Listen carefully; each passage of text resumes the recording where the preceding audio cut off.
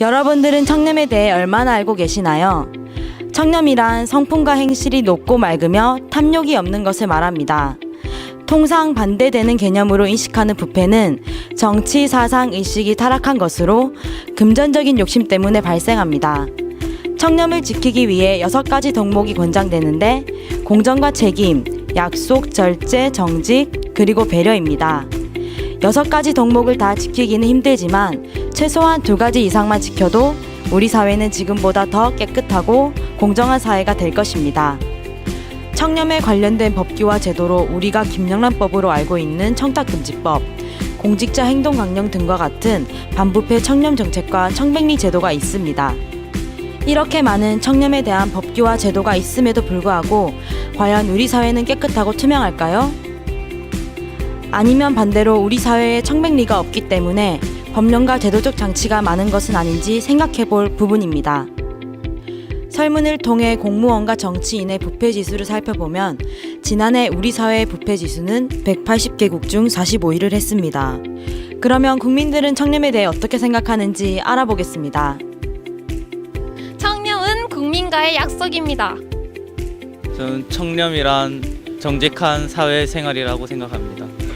제가 생각하는 청렴이란 좀 맑고 깨끗한 이미지인 것 같습니다.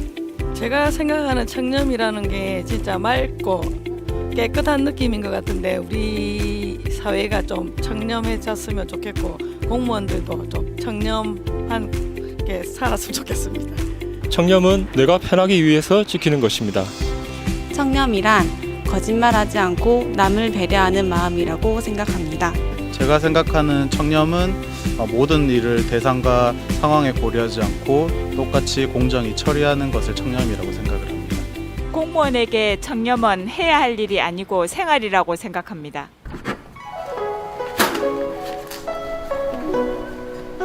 나는 정백리 중 으뜸의 정백리로 손꼽히는 황희정승이요. 세종시대 18년간 명의정을 지냈으며 하도 청렴하여 관복도 한 벌로 갈아입고 심지어 장마철에는 집에 비가 셀 지경이었으나 백성들로부터 늘 존경을 받았소. 그 이유는 내가 청렴을 긍지로 여기며 스스로 부끄러워할 줄 알았기 때문이요. 국민들이 생각하는 청렴에 대해 들어보니 다 옳은 말이며 이처럼 청렴에 대해 잘 아는 것을 보니 기쁘기 그지없소. 허나 청렴의 덕목이 현실에서 어떻게 실천되고 있는지 매우 궁금하오. 현실에서는 부정부패, 청탁, 무사한 일 등이 없는 공정하고 깨끗한 사회였으면 좋겠는데. 안녕하십니까. 사장님, 요번에 큰 공사 건수가 하나 있다고 하던데 요번에도 저희랑 같이 안 되겠습니까? 요즘 시대에는 이 절차라는 게 있고 좀 이게 찾아오시고 해도 좀 힘듭니다. 에이, 함께한 세월이 얼만데 어떻게 한번 안 되겠습니까? 그래도 곤란한데 그래도 뭐 추 사장님이 일할 수 있다면 성의가 있으면 뭐 제가 또 생각을 한번 해보죠. 그러면 뭐 그런 거는 저희가 다 알아서 하겠습니다. 검토만 한번 해주십시오. 알겠습니다. 그리고 요것도 한번 봐주시고.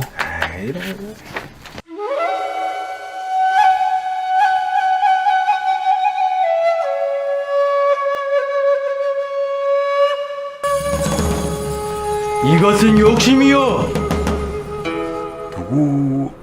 청렴의 중요한 덕목 중 하나가 욕심을 버리는 절제인데 그것을 실천하지 않으면 부정부패, 청탁 등으로 인해 이 사회가 혼탁해지고 리베이트 금액만큼 부실공사로 이어져 그 피해는 고스란히 국민들이 안게 되니 절대 이런 요구를 하지 마시오.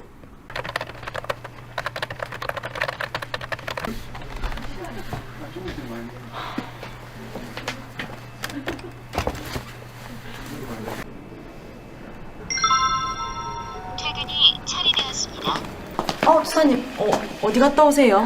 요 앞에 친구가 와서 커피 한잔하고 왔어요. 그렇게 해도 돼요? 괜찮아요.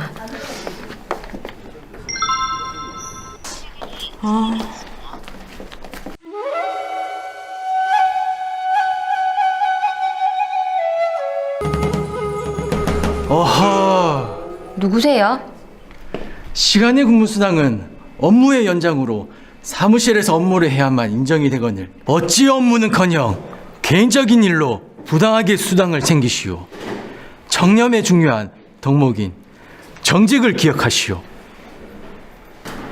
아유 천사 반갑네. 아이고 오랜만입니다. 어떻게 오셨어요? 딴 게 아니고 그 우리 안달매가 이번에 고등학교 이제 다니고 있는데 네. 그 대학 가려면은 자원부사 시간이 좀 필요하다 하더라고. 그렇죠. 네, 그 뭐 내 아시다시피 학원도 다니고 이제 뭐 학교 다니고 하니까 시간이 안 돼서 좀 부탁 좀 하려고 내가 이게 맞지. 저번에 아 요즘은 1365 시스템이라고 가입을 하고 실제로 봉사활동을 해야 시간이 인정이 돼요. 그 나도 그건 아는데 좀 뭐 이렇게 애가 바쁘고 하니까 이제 뭐 저번처럼 부탁하러 왔지. 아 요즘은 그래 안 된다니까는. 좀 부탁 좀 합시다. 아 이거 어려워요 요즘은. 아유 내가 추석하고 안 세월하면 내가 그냥 되는 걸로 알고 그냥 갑니다. 안 된다니까는. 아 피곤하네 진짜.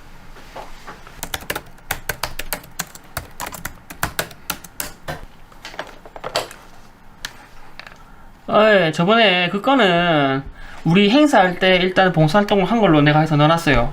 근데 우리 다음부터는 안 됩니다, 진짜. 아, 진짜 안 돼요. 예. 어허.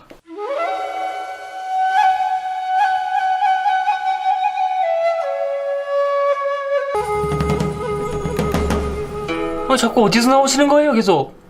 이건 공정하지 않소. 청렴의 중요한 덕목 중 하나가 공정인데 지금 봉사를 하지도 않는 사람에게 인증서를 발급하면 실제로 열심히 봉사한 사람과 공정한 경쟁이 되지 않소. 이런 일은 공정한 사회를 만드는데 큰 걸림돌이 될 것이니 다시는 하지 마시오. 아이고, 김 주사님. 아이 그 저번에 말씀하신 위원회 명단 제가 메일로 보냈습니다. 예. 아이고. 네. 그 뭐 사회 사업에 뭐 좀 도움 되실 것 같으니까 좀 잘 뭐 참고하시면 될 것 같아요. 네네. 아이고, 고맙습니다. 아이고, 들어가십시오. 네. 뭐 절대로 그 다른데 유출하시면 안 됩니다. 네네네. 들어가세요. 예.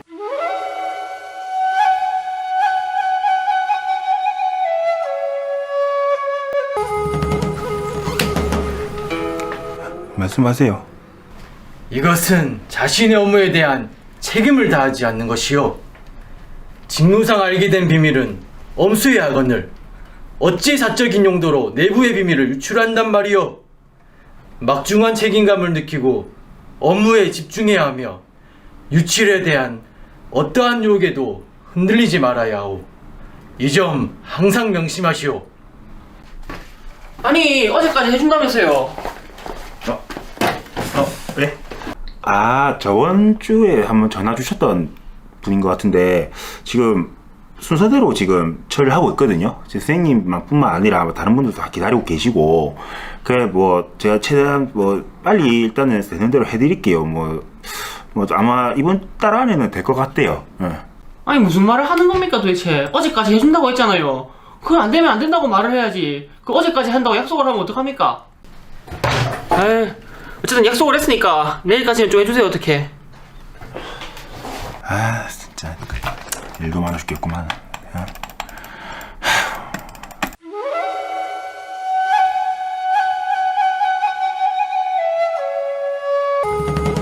어떻게 오셨어요? 원래 항상 오시던 분이에요. 약속은 사람과 사람 사이에 지켜야 할 믿음이요. 서로가 믿지 못하는 만큼 불행한 사이는 없다오. 긍정적인 믿음이 차곡차곡 쌓아질 때 우리 사회는 보다 더 청렴한 사회가 될 것이오. 내가 청렴에 대해 3문제만 내볼 테니 맞춰보시오. 첫 번째 문제를 내보겠소. 공직자는 직무수행을 위한 부득이한 경우 통상적인 관례의 범위인 5만 원 안에서 제공되는 음식물 또는 편의를 받을 수 있다. 정답 X입니다. 직무 수행을 위해서 받을 수 있는 편의는 3만 원 이내가 최대이고 경조사와 관련하여서는 5만 원을 초과하여 경조금품을 주거나 받아서는 안 되는 것으로 알고 있습니다. 정확히 맞췄어. 다음 문제로 가겠어. 개인적인 친분 관계에 있는 자의 개업식, 출판문 등의 기관 명칭이나 직위를 사용하여 화한, 추천서, 인사말 등을 제공해도 된다. 정답 O입니다. 틀렸소. 정답은 X오. 이는 직무의 범위에 벗어나는 사료로서 기관의 명칭이나 자신의 직위를 적으면 아니 될 것이요. 세 번째 문제를 내겠소. 공직자는 세미나 또는 행사를 기념하기 위해 제작된 백포용품을 받아도 되는가? 정답 O입니다. 예외적으로 수수가 가능한 불특정 다수인에게 배포하기 위한 기념품 또는 홍보물품에 해당되어 받아도 된다고 생각합니다. 맞았소. 특정인에게 제공하기 위해 주문 제작된 물품은 해당되지 않으니 구분하여 받도록 하시오.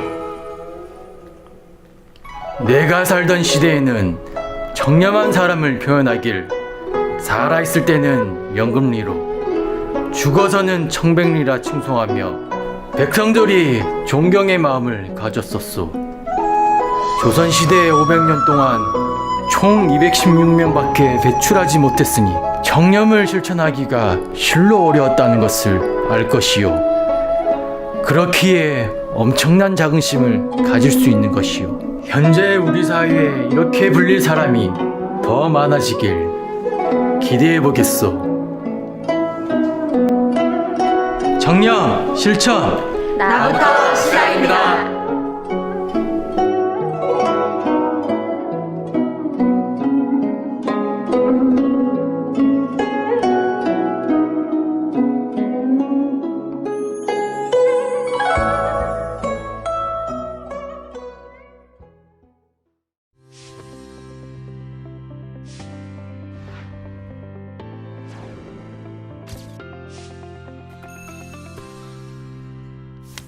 안녕하세요. 국민권익위원회 청년연수원과 함께하는 청년북러닝 첫 번째 시간 강의를 맡은 아주대학교 김경일 교수입니다.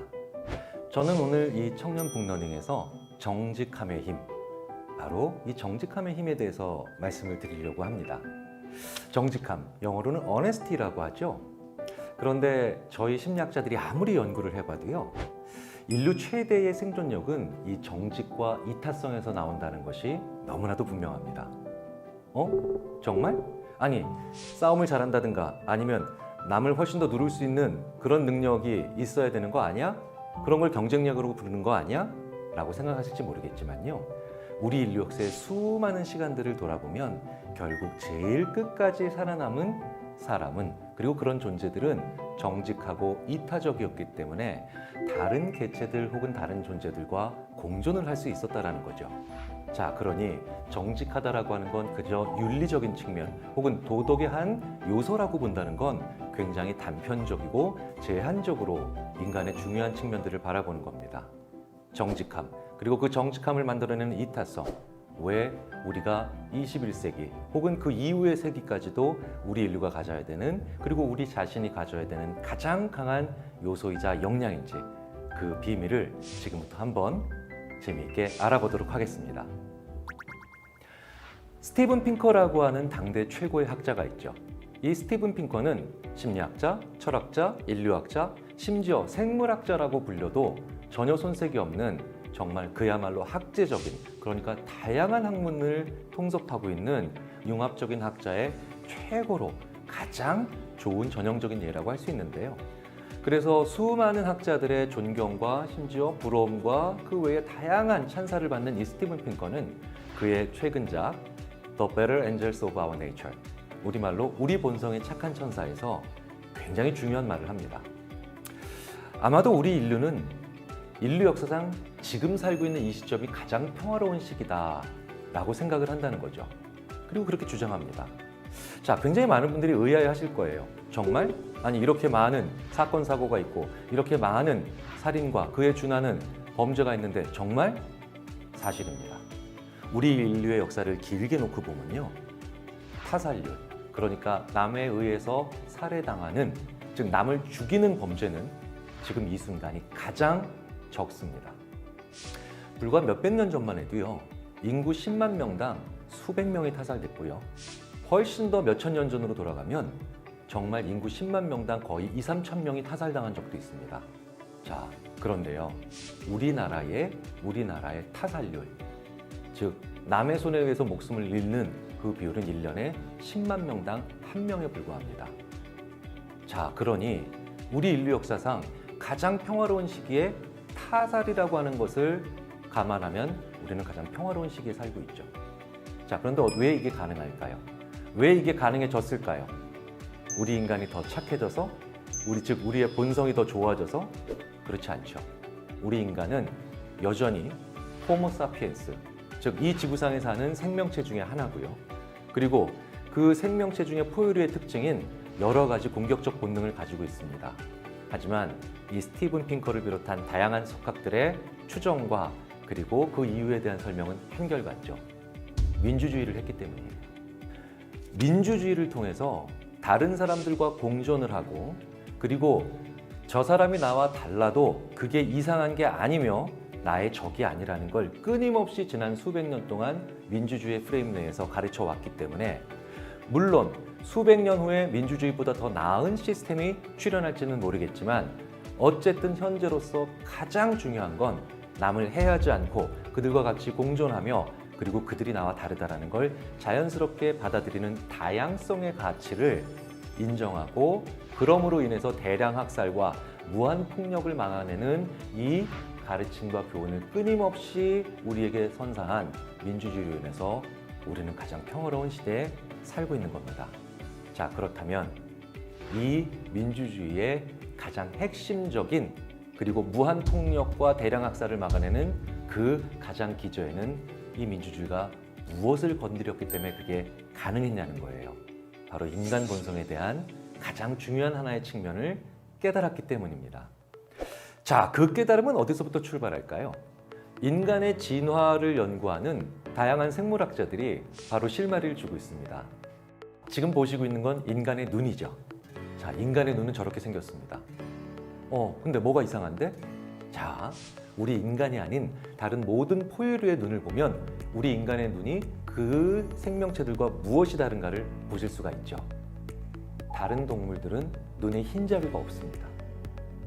그런데 우리 인간의 눈에는 흰자위의 면적이 굉장히 많은 부분을 차지하고 있죠. 그런데 이 눈은요, 싸울 때는 불리한 눈입니다. 왜? 내가 어디를 쳐다보고 있는지, 내가 무슨 생각하고 있는지 상대방에게 금방 들통나잖아요. 그런데 원시 수렵 상태라면 그래서 남들과 싸우고 그 다음에 그들과 사냥을 하거나 아니면 어쨌든 경쟁할 때 더 불리한 이런 눈을 왜 우리는 수십만 년 동안 오히려 더 흰자위를 넓히고 내 의도나 내 패를 잘 보여줄 수밖에 없는 눈으로 진화를 시켰을까요? 바로 내 눈을 잘 들여다보게 함으로 인해서 내 패를 잘 보여준다, 즉 의도를 잘 전해준다, 즉 솔직해지는 것이 훨씬 더 큰 협동을 만들어내는데 유리하다는 걸 깨닫기 시작한 우리 호모사피엔스의 절묘한 진화의 발생이라는 거죠.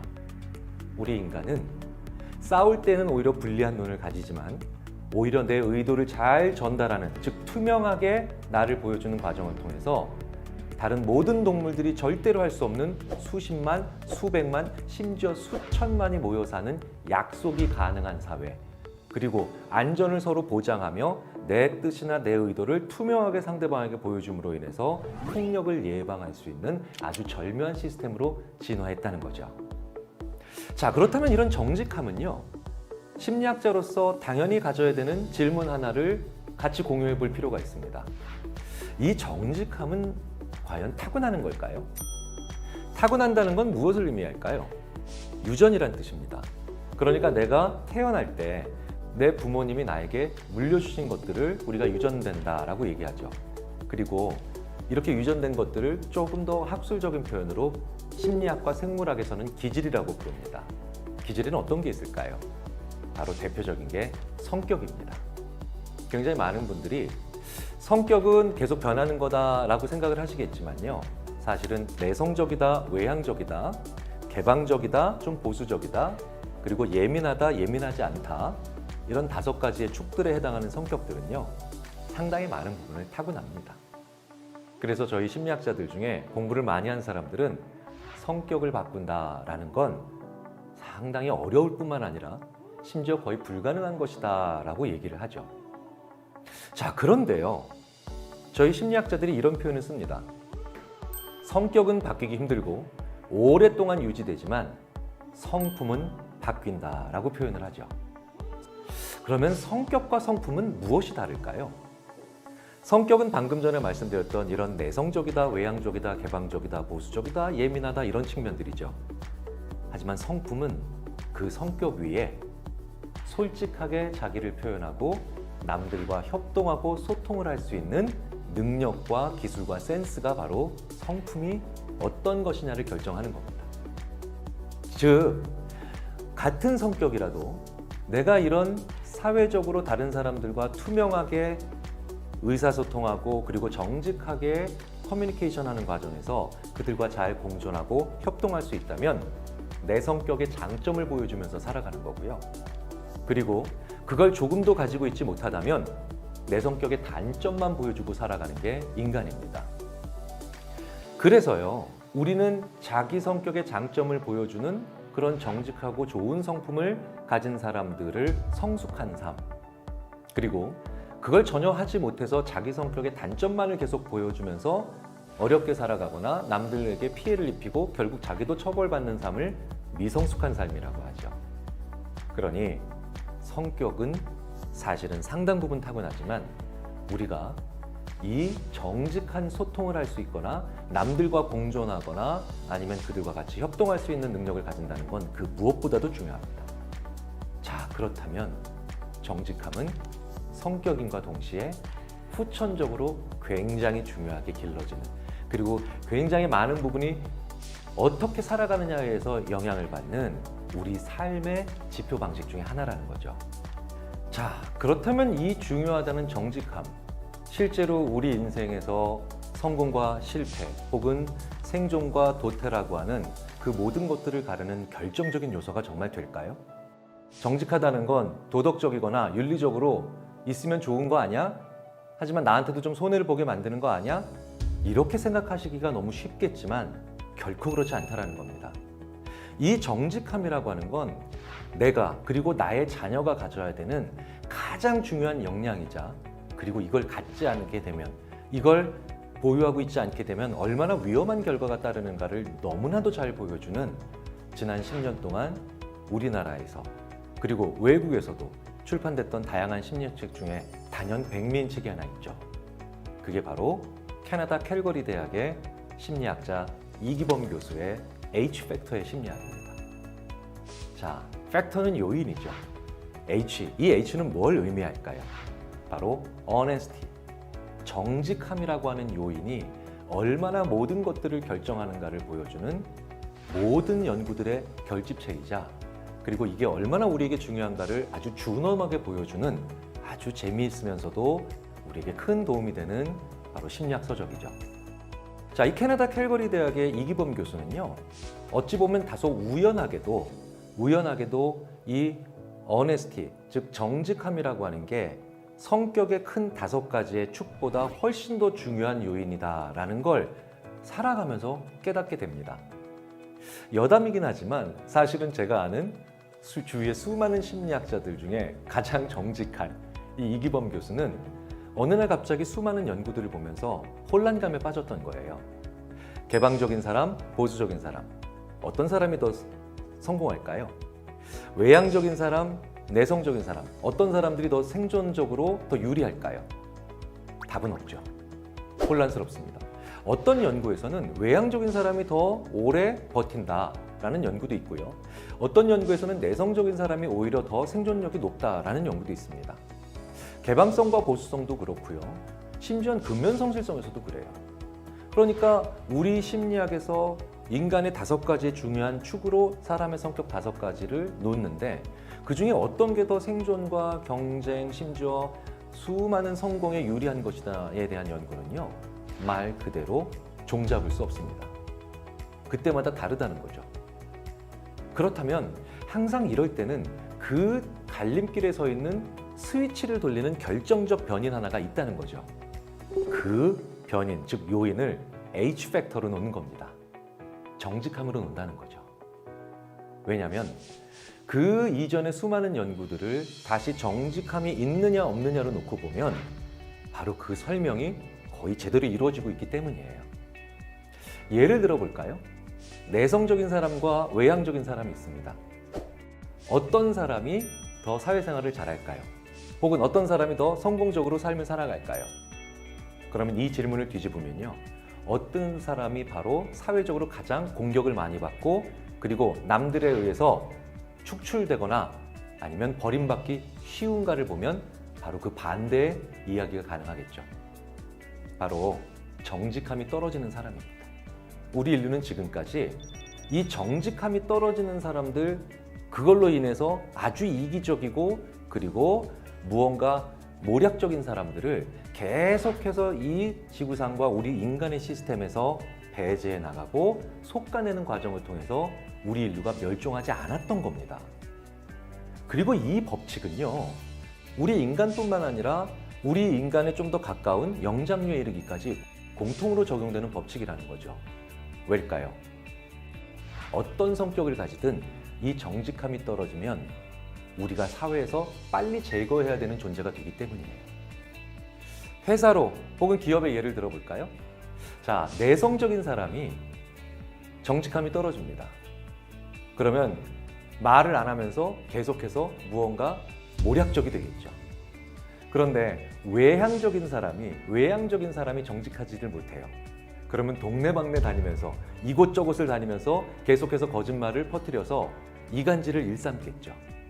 그러니까 내성적이나 외향적이나와 무관하게 정직함이 떨어지는 사람은 무언가 조직에 문제가 생기며 우리는 그런 사람들이 이제 어느 정도 그걸 알게 되면 나한테 가까이 오거나 우리 부서나 아니면 우리 동네에 오면 뭔가 낯뜨지 않아 합니다. 자꾸 멀어지려고 하죠. 마찬가지입니다.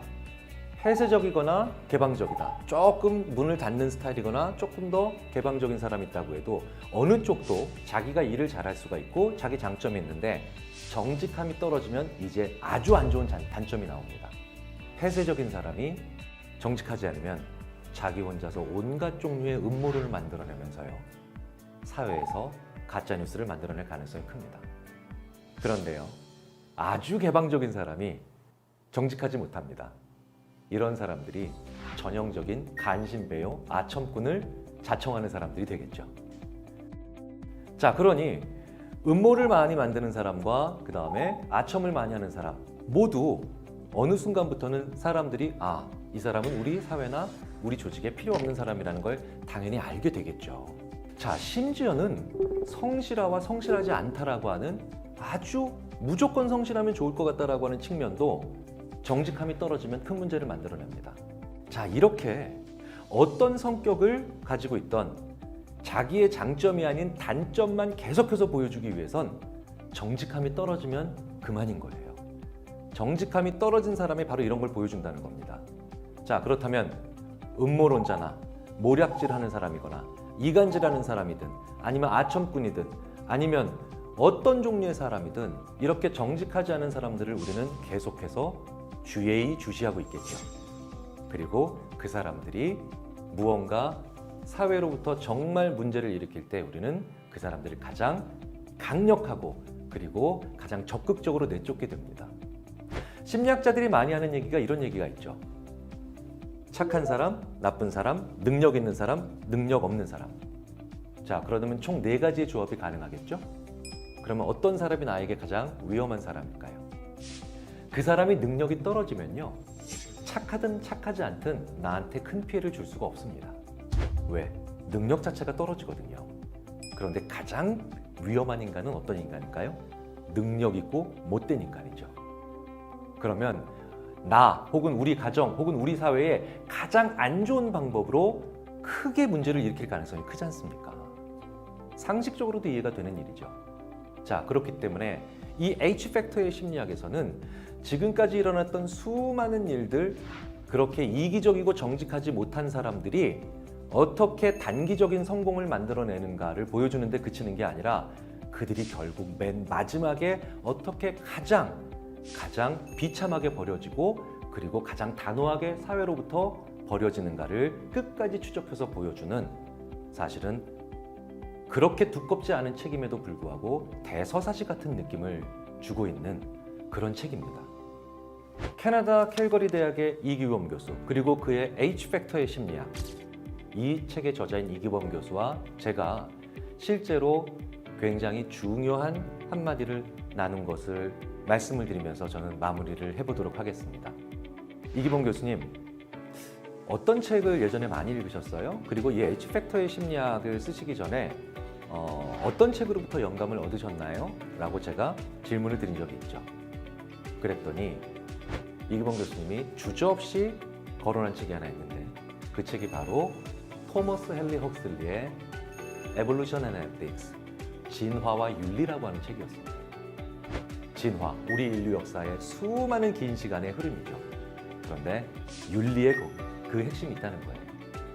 그리고 이 토머스 헨리 헉슬리의 이 진화와 윤리에 보면 정말 중요한 한마디가 있습니다.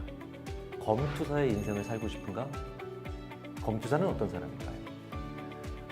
고대 로마의 원형 경기장에서 그 안에서 싸우고 있는 검투사는 전투 능력, 남을 해칠 수 있는 능력, 힘, 파워, 어떤 것에 있어서도 그 원형 경기장에 있는 모든 사람들 중에 단연 최고입니다. 그래서 1대1로 싸우면 그 검투사를 누구도 이길 수가 없죠. 하지만 그 원형 경기장에서 제일 먼저 죽어나가는 게 검투사죠. 그리고 그 검투사들의 대부분은 후손을 남기지를 못합니다. 그런데 오히려 우리의 조상님들, 그러니까 계속해서 1000년 전, 2000년 전, 만년 전에 존재하셨던 나의 아버지의 아버지의 아버지의 아버지, 어머니의 어머니의 어머니의 어머니들은 검투사가 아니었기 때문에 우리라고 하는 후손을 남길 수 있는 긴 생명을 가졌던 거죠. 바로 가장 강하지만 남들을 공격하는 힘으로 무언가를 할 수밖에 없었던 이 검투사들은 원형 경기장에서 쓸쓸히 20대, 30대를 넘기지 못하고 생을 마감했지만, 사실은 그 원형 경기장에서 어두운 곳에서 물건을 팔고 있었던, 혹은 심지어 입장하지 못했던 평범한 소시민들은 1000년 전, 2000년 전에 우리의 조상님들처럼 자손을 남기는 긴 생명력을 가지게 된 겁니다. 우리 인류의 역사는 정직하기 때문에 이타적이고, 그로 인해서 윤리적인 개체를 가장 생존 확률을 높게 만드는 법칙을 선택함으로 인해서 이렇게 오랜 시간 동안 인류를 멸종시키지 않고 보존을 시켰던 겁니다. 이 생존에 준엄한 법칙을 알면서도 우리는 부정직을 선택해야 할까요? 그리고 거짓말을 일삼아야 될까요? 혹은 기만을 해야 될까요? 이 모든 것들은 나로 하여금 가장 나의 생존력을 떨어뜨리는 것이고, 그리고 이것을 가지고 있어야만 우리는 사회에서 기본적인 역량을 발휘할 수 있는 구성원으로 채택되는 제일 중요한 역량이자 요인이라는 걸 우리가 잊으면 안 되겠습니다. 우리 인류의 생존의 가장 큰 힘은 경쟁력보다 정직함과 그로부터 우리가 만들어낼 수 있는 이타성이라는 걸 결코 잊으면 안 되고요. 우리의 아이들, 우리의 후손들에게도 결국은 이 가장 중요한 생존력인 정직함과 이타성을 계속해서 가질 수 있도록 배려하고, 그리고 북돋아주는 지혜가 그 어느 때보다도 필요한 시점입니다.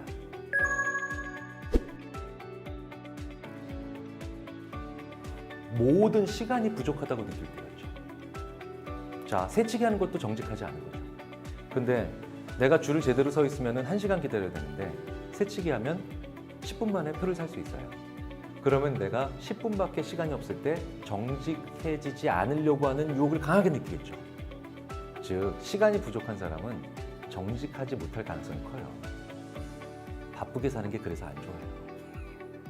나 바빠라고 하면 반드시 정직함을 훼손시키고 싶은, 그로 인해서 나중에 그 자기가 정직하지 못했다는 사실에 결국은 2차, 3차적으로 책임을 져야 되는 아주 안 좋은 결과가 결국 오거든요. 바쁘게 사는 삶, 그런 면에서는 굉장히 위험한 삶입니다. 제 얘기네요.